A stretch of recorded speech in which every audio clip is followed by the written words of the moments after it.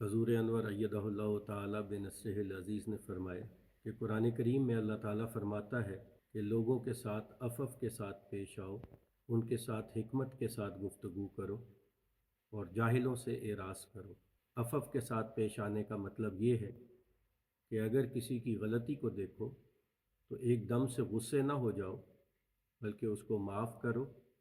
اور پیار اور محبت سے سمجھاؤ۔ حکمت سے گفتگو کرنے کا بھی یہی مطلب ہے کہ اس کو پیار محبت سے بتایا جائے کہ تم یہاں پر یہ غلطی کر رہے ہو۔ اور جاہلوں سے اعراض کرنے کا مطلب یہ ہے کہ اگر وہ تمہاری بات نہیں مانتا تو پھر اس سے لڑنے کی ضرورت نہیں،